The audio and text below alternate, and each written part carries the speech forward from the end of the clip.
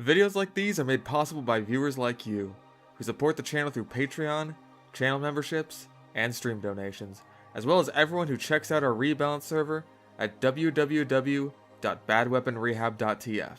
And they're also made possible by the sponsor of today's video. Today's video is sponsored by Wanted Dead.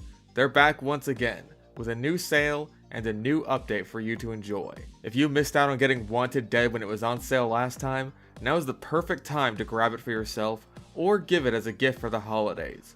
Because who doesn't want to enjoy an 80s inspired cyberpunk hack and slash shooter hybrid game from the developers of Dead or Alive and Ninja Gaiden, with lots of mini games, unique characters, and not a single microtransaction in sight. That's the kind of gift that keeps on giving. You're sure to love this tightly crafted single-player experience that harkens back to the days of the Xbox 360 and PS3. Except unlike the PS3, this actually has games. I mean, this game is games within games, so you're just getting more game for your game there. But it's not all game and games in this game. You'll have to fight tooth and nail with your sword and guns through some truly challenging battles, especially against the bosses, who will give you a run for the money you're saving by getting this game on sale right now. And the devs have just released the first patch for the PC version of the game, enhancing the game even more.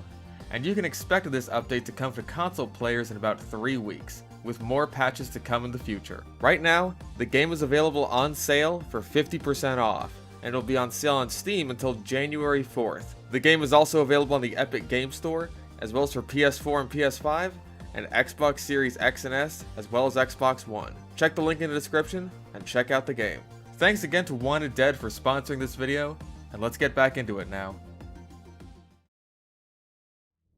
The year is 2014. TF2's balance state is an unhinged mess of chaos and anarchy, and at the center of all of this is one of the most powerful weapons TF2 has ever seen, the Loch-N-Load. Fast, easy to aim grenades, a 20% damage buff, 3 pipes and 2 barrels, random damage spread was still a thing for some reason.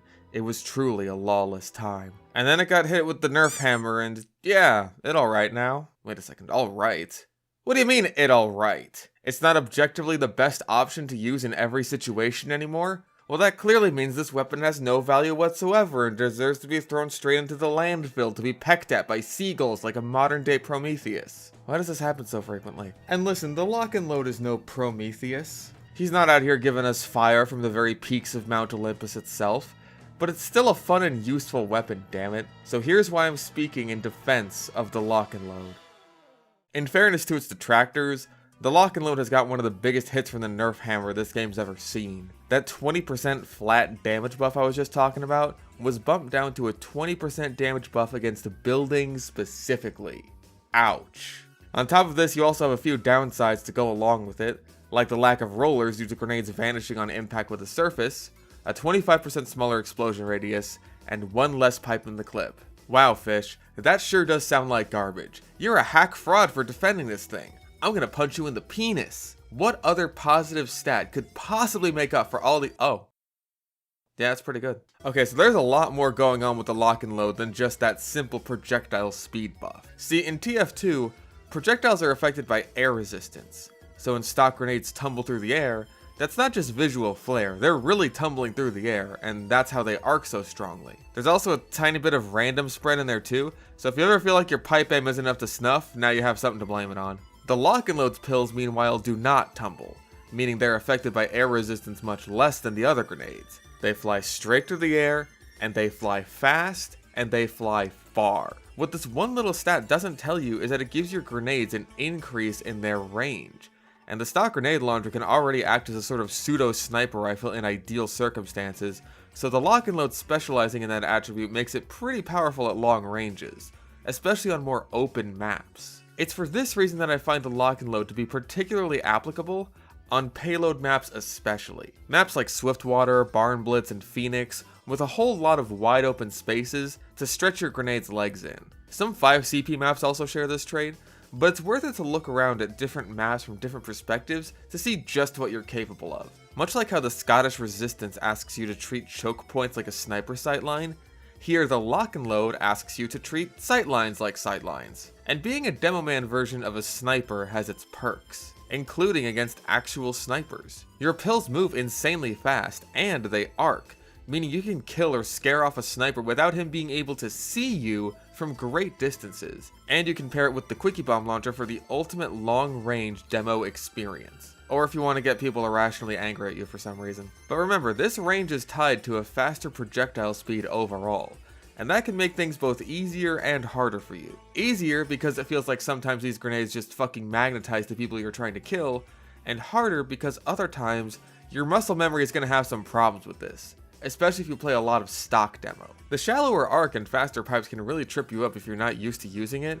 but the upside is that in exchange, once you get the hang of it, you'll be able to secure kills you never would have gotten otherwise, whether those be kills outside of your normal range, or even on faster, harder to hit targets. Just how fast your grenades move mean that enemies will have a harder time reacting to it than regular pipes, which already feel decently fast to begin with, and sometimes it can feel just a little bit bullshit. But considering just how many downsides the Loch-N-Load has, I think it's fair enough. The lower clip size, lack of rollers, and the smaller explosion radius can kind of make this feel like the grenade launcher version of a pick weapon rather than a more general crowd control tool. But the speed boosted grenades allow you to make those picks a lot more securely, so I think it balances out. But maybe it's that pick aspect of it that makes it feel not very fun to fight. And speaking of those downsides, I think a lot of veteran players will consider its other upside to be a downside too: the boosted damage against buildings. This stat is mostly just a holdover from its previous glory days,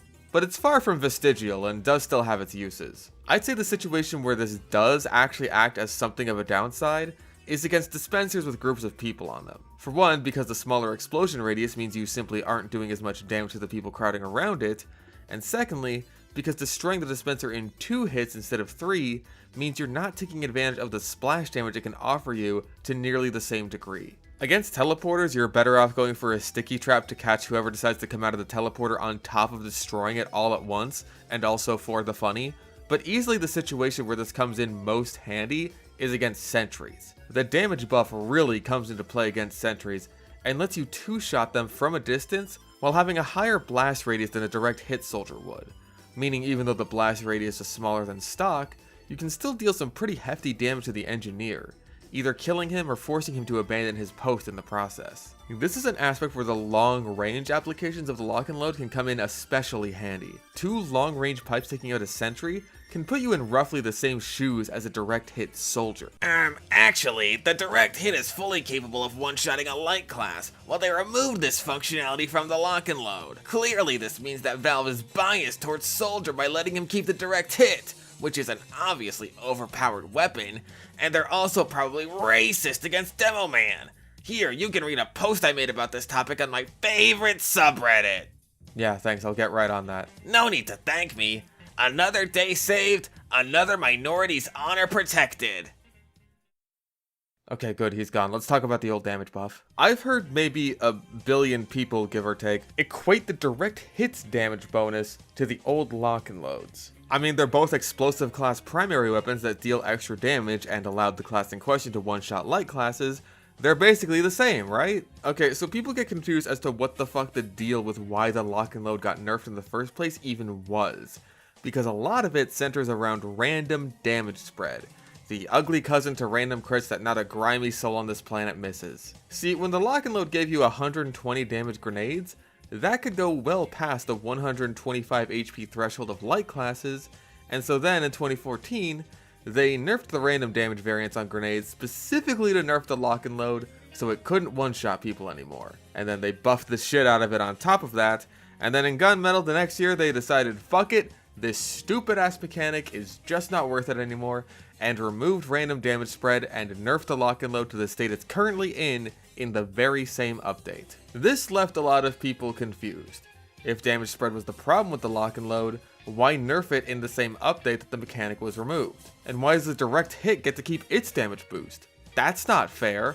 I want to one-shot light classes too, mom! So now you've got people clamoring to revert the Loch-N-Load back to the state it was previously in if Soldier gets to keep his fun toy, or even asking to nerf the direct hit so it can't one-shot light classes anymore, when all of this completely dances around the very simple point that rockets have damage fall off and grenades do not.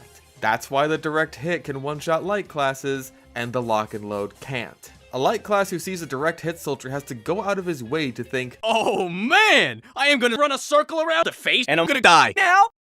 in order to get deservedly one-shot like the moron he is. While back in the day, a light class would think, Ah! Boom! it's not a coincidence that a Demo Man weapon currently capable of one-shotting light classes, and even medics by the way, is similarly affected by damage falloff. The class with 2 primaries and 12 explosives is not being treated less fairly than Soldier. It's just the developers being consistent. Why the fuck is the Quickie Bomb Launcher a better caber than the caber? One-shotting people from great distances is something that Sniper could do because his entire class and all of his weaknesses are based around this functionality. Giving that same power to Demo Man, easily one of the strongest classes in the entire game, second only to Medic, is overtuning him to say the least. And even if you want to argue that it should only get the 20% damage bonus back so that each grenade does 120 damage, you still have to understand that what you're giving Demo is a chargeless full damage Huntsman with splash damage that can fire 3 times before it has to reload. The fact that this doesn't exist is proof that maybe God is still out there. Okay, rant over. I'm sorry about the tangent and the straw man, but I had to get that out there because I see a lot of people talking about the direct hit and Loch-N-Load like they may as well have been the same weapon. Hopefully I was able to explain why that isn't the case, and that rocket launchers and grenade launchers are actually 2 completely different weapons. That certainly goes over why I think it was necessary for the Loch-N-Load to be nerfed.